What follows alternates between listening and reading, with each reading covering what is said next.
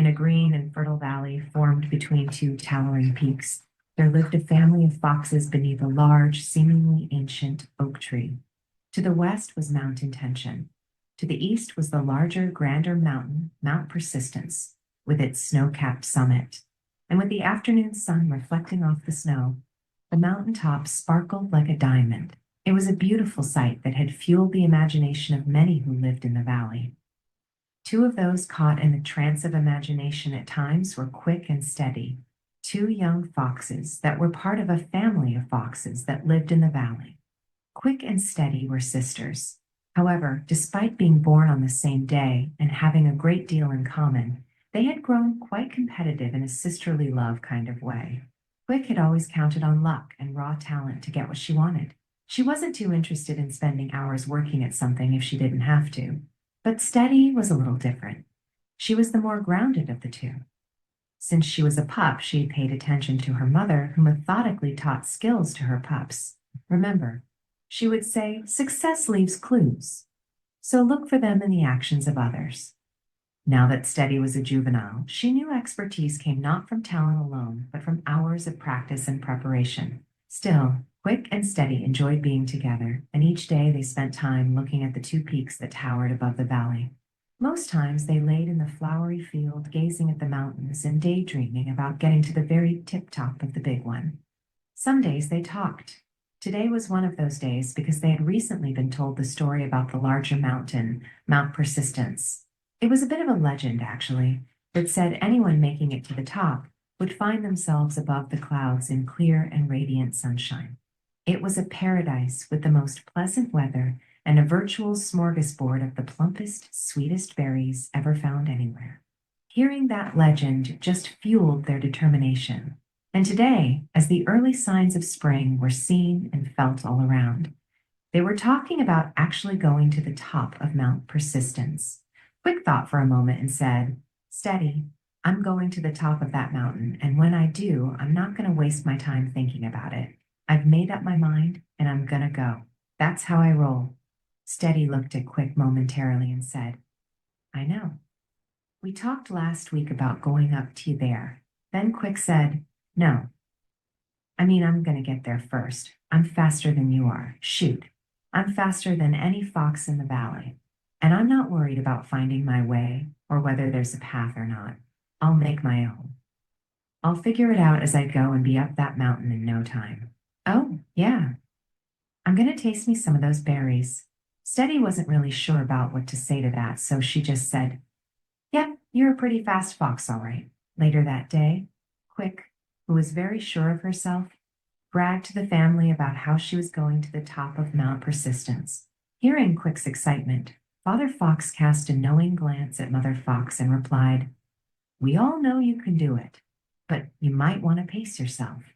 The mountain's pretty steep and could prove challenging." He had seen her get ahead of herself before. Likewise, Steady knew her sister could do it, but she wondered about her sister's methods. There has to be a better way, she thought. So, quite often, while Quick frolicked in the meadows, Steady studied the terrain and the sides of the mountain from a small clearing in the valley. From there, she could see almost all the way up to the top of Mount Persistence. She noticed some areas had sparse vegetation that could make the hike easier. She also noticed, especially near the sparse areas, rocks that appeared to be loose and might cause problems or be dangerous to someone hiking the terrain. She wanted to figure out the safest way over the terrain and wanted to know about the types and thickness of the vegetation that grew there too. Over what remained of the winter season, Steady would visit the base of the mountain. From there, she could actually test the terrain and practice her climbing and hiking skills. In general, she was always looking for ways to make the journey not only successful, but easier and less dangerous. An added benefit to these excursions was the realization that it was going to take more effort than first thought, and she was a bit out of shape.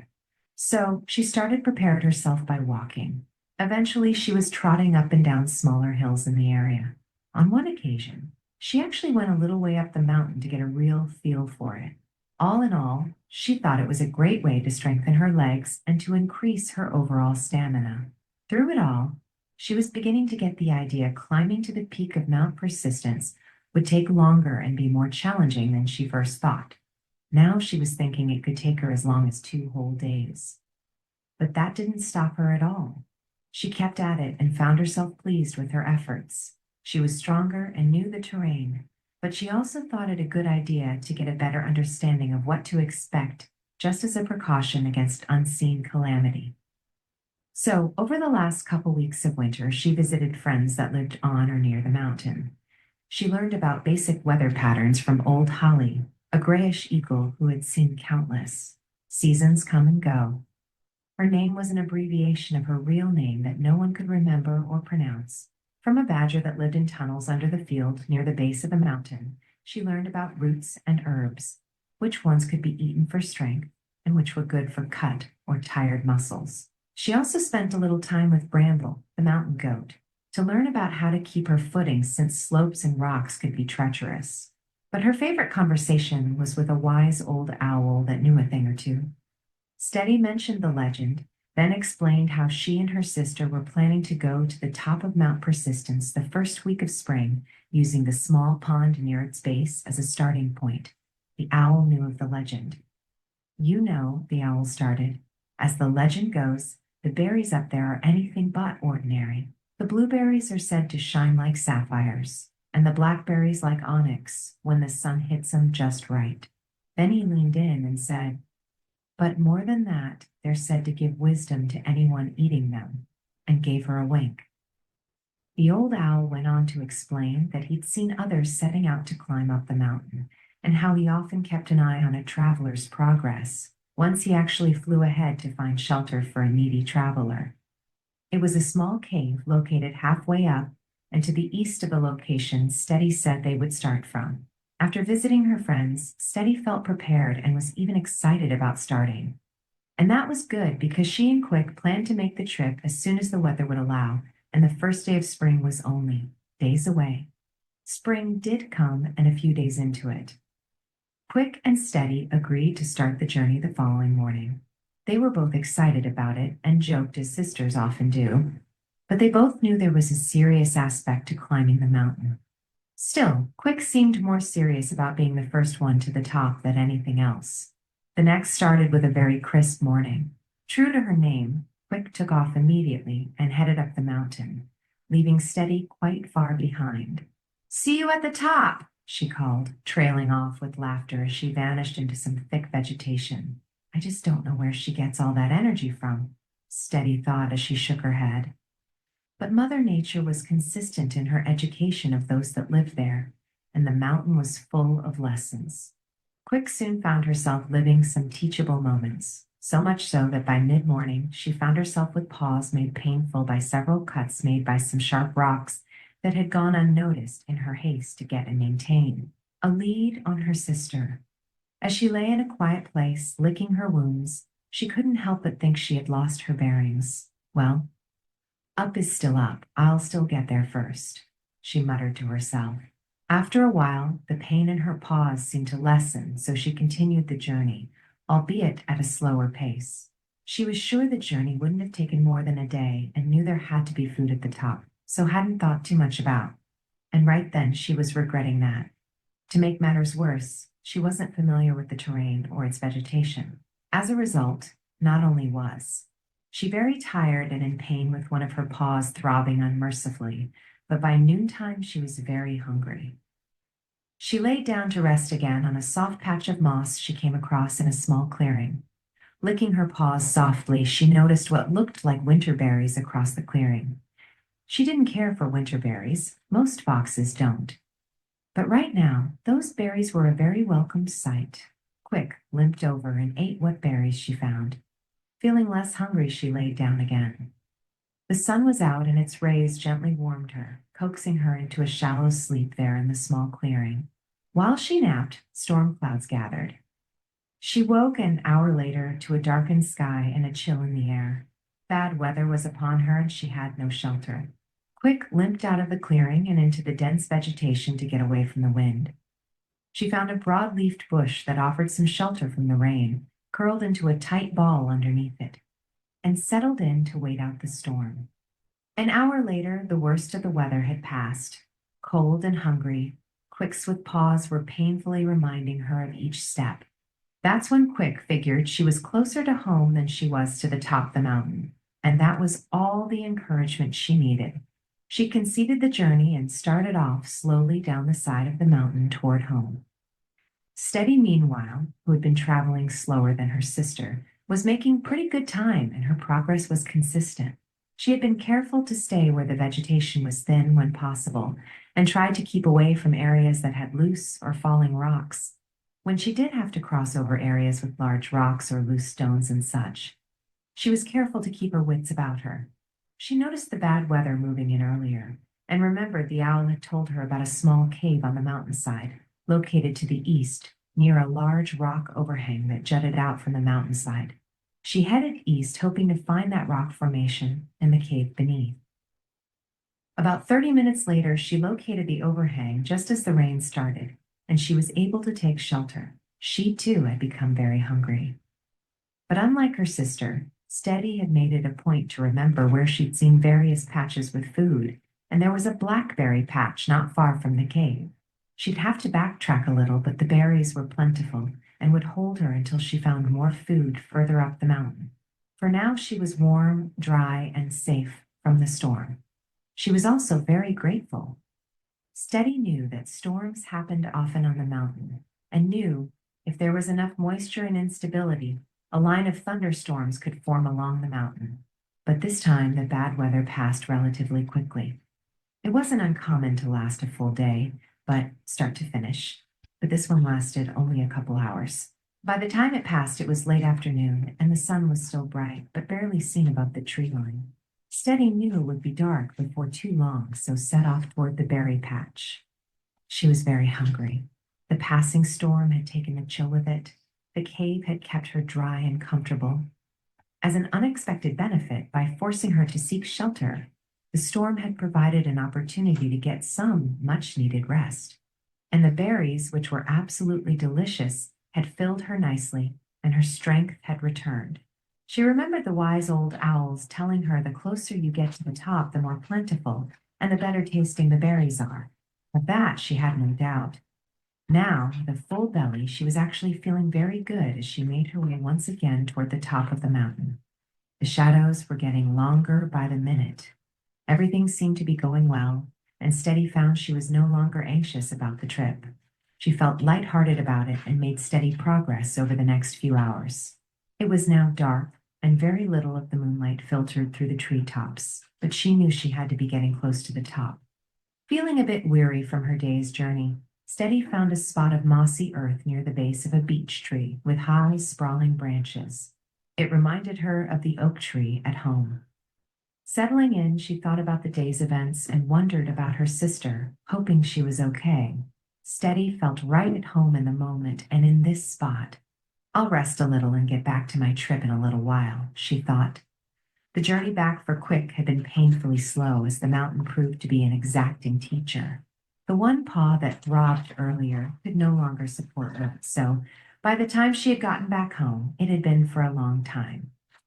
Once back, she crept quietly in toward the mouth of the den.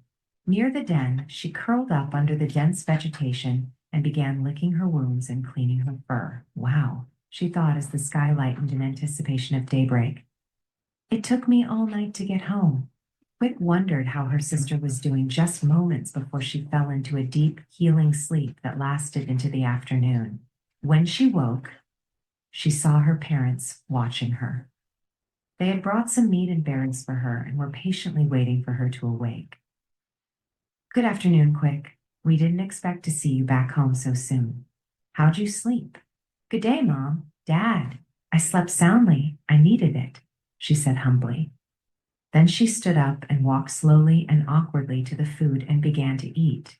Her paws felt better, but she had one that was still quite tender.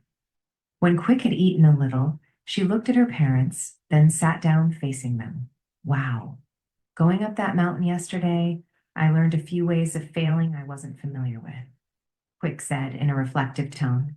I was foolish not to have prepared. Despite everything I know you tried to teach me, I thought being quick was all that mattered. Her parents looked at each other and then at her and smiled. Quick, her mother said, That little trip you took bruised your ego and cuts your paws, but it wasn't. A complete failure. You may not have reached the mountaintop, but it sounds like you've learned some valuable lessons. We're proud for you. Well, you showed me that preparation and persistent effort are what lead to success. I just didn't listen. I won't be so quick to jump into something the next time. I'll heal and then prepare properly. But I'm going up that mountain. With that, they all laughed. After an hour or so of rest, Steady felt refreshed. More than that, she was excited. The night air seemed unusually crisp, and after a couple hours of walking, the sky started to brighten, and a little bit later, sunlight filtered through the leaves, making sharp rays of light that seemed to point the way. The terrain was much less steep now, and she knew she was close. A short while later, Steady stepped out into a clearing. Wow, she thought. It took me all day and all night to get here. It was beautiful beyond words, and she immediately knew she had made it to the top. She was at the top of Mount Persistence. It wasn't the real top, the one covered in snow. That was higher still and mostly barren rock. But this was the awesome top with the awesome berries. For a long moment, she was mesmerized by her surroundings. As her senses came back and excitement rushed over her again, she trotted over to a large, cool, crystal clear pond standing at the base of a gentle waterfall fed by the melting snow cap above. She lowered her head and took a long drink of water so pure it was almost sweet. Looking up, the landscape was absolutely breathtaking as she took in a view that stretched over the entire valley. In the distance, Mount Intention rose above the valley to merge with the blueness of sky. It seemed a stately testament to the challenge of Steady's journey. Sprawling below, the valley was decorated with an assortment of trees in varying hues: emerald pines, golden birches, and crimson-leaved maples. It was spectacular. The waters of the very large creek that ran through the valley appeared like one long, shimmering shard of silver under the sunlight, and the playfulness of the light and shadow across the entire landscape seemed to create a magical, wavy, almost otherworldly canopy of kaleidoscopic motion. It was especially hypnotic as seen the summit where Steady stood. Coming back to the moment, Steady looked around. She noticed the fish in the pond. Oh, I'm going to love this place, she thought. And there appeared to be all sorts of smaller wildlife, wild apples, and berries, blackberries, blueberries, and raspberries larger than she had ever seen. Suddenly she felt very hungry, so she ate. Then she ate some more. As she looked around, a peaceful contentment wrapped around her. For a few moments, she reflected on the journey and about how much she wished her sister were here with her. After a few minutes just before she drifted off to sleep, she thought she did feel a bit wiser. Success is not born from talent or speed alone, but from the patient application of effort, proper preparation, and persistent determination. Those who take time to learn, plan, and steadily work toward their goals often achieve more than those who rely solely on natural abilities.